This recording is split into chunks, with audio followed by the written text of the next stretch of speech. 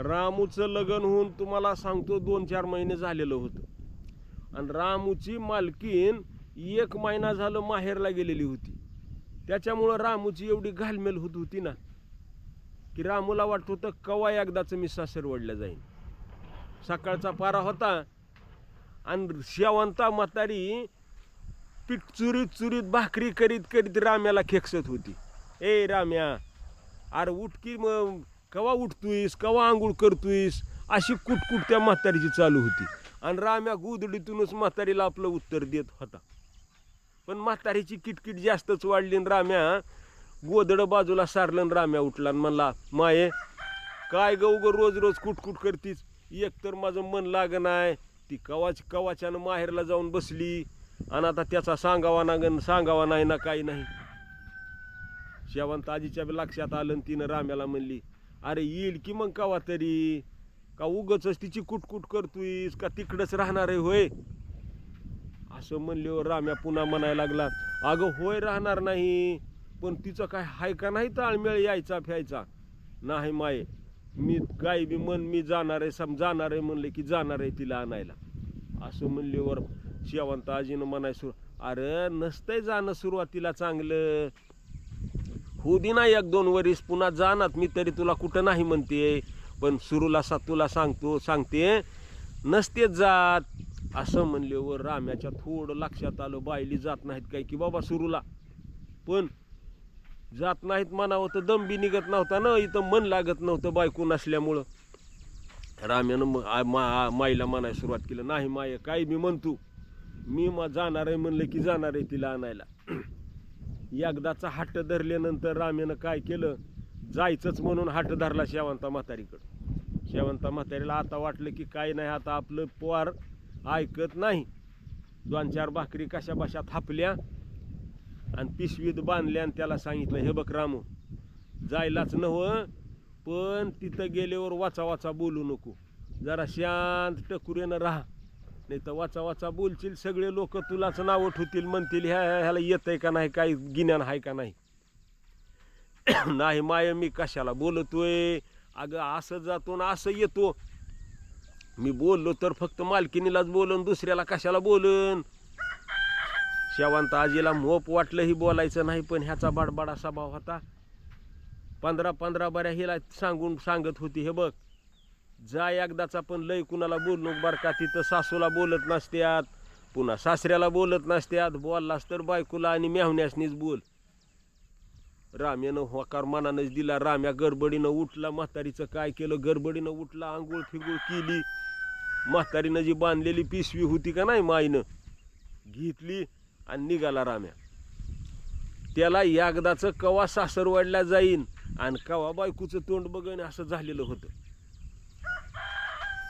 आणि राम्यानं मनात विचार केला, बायली म्हणला गेल्या गेल्या आता कुणाचं तोंड बघावं लागतंय, सासूचं बघावं लागतंय का बायकोचं बघावं लागतंय, ही राम्याच्या तंद्रीमध्ये.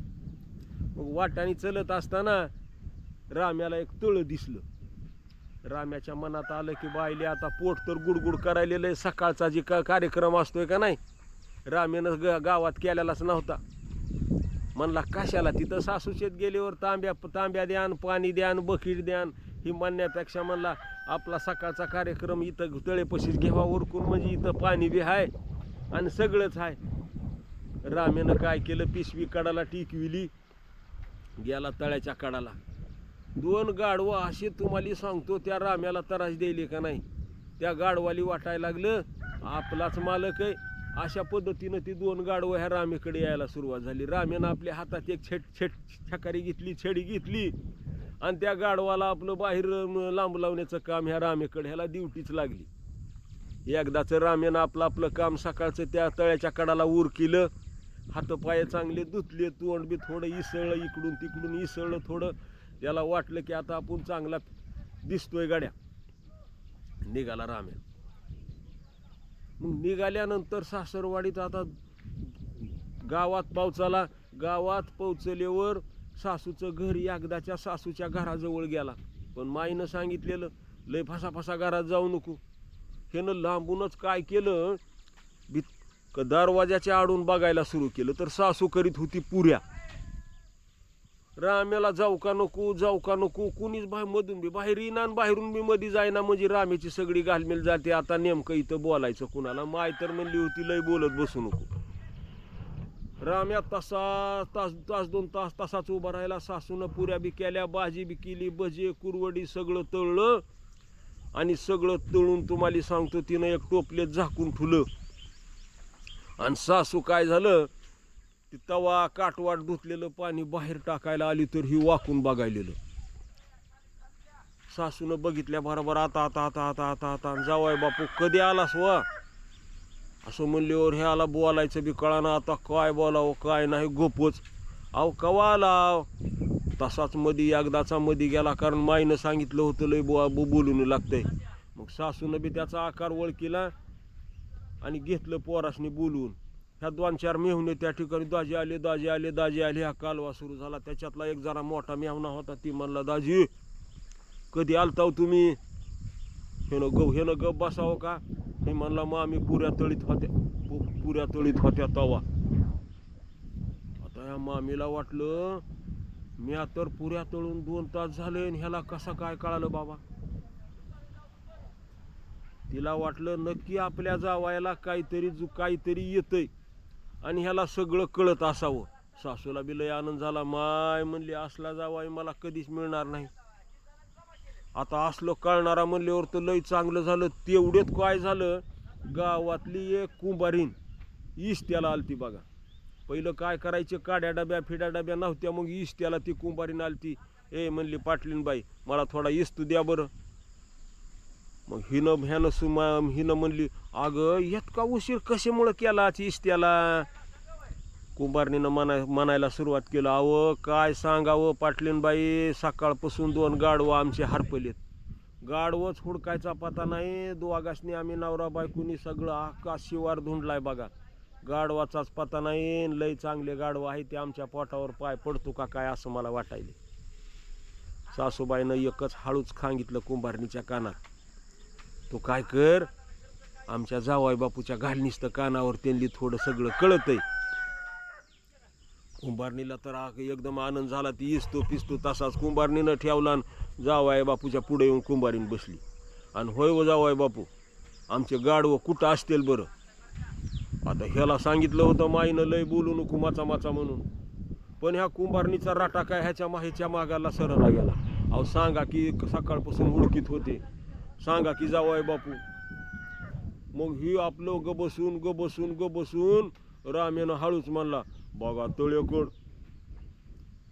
एवढंच म्हणला आणि राम्या गप बसला. कुंभारणीनं इस्तू तसाच ठुला पळतच घराकडे गेली आणि कुंभार उठविला. कुंभार दमून जो आपल्याला होता. म्हणली उठा बरं. ती म्हणला काय कुरकुर लावलीस ग दिवसभर दमलोन. काही नाही म्हणली त्या तळेकड जाऊन या बरं तुम्ही. अगं म्हणला तळेकड 15 बारे आलोय पुन्हा अजून 16 बाळ्या कशाला म्हणायलीच गे बाबा झोप मला नाही जा कुणीकडे जायचं. काही बी असेल म्हणली उठा तुम्ही लवकर. एका ज्योतिषानं सांगितलंय की तळेकड गाढवं आहे ती म्हणून. कुंभाराच्या मनात सुद्धा येत नव्हतं आता उठून जावं म्हणून. पण आता बायकोचा आदेश. उठला कसा तरी कुंभार.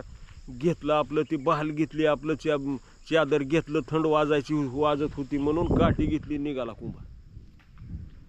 कसा तरी तळेपाशी गेला तर गाढवं तिथं आणली की गाढवं कुंभारानं. आणि कुंभारानं लगेच बायकोला सांगितलं काय म्हणला तुझं खरं निघालं बघ म्हणला. काय बी म्हणला पाहुण्याला लय कळतंय त्या. अख्ख्या गावात तुम्हाला सांगतो फलाण्या पाटलिनीच्या जावायला लय कळतंय, फलाण्या पाटलिनीच्या जावायला लय कळतंय. अख्ख्या गावात ह्याची डांगवी झाली.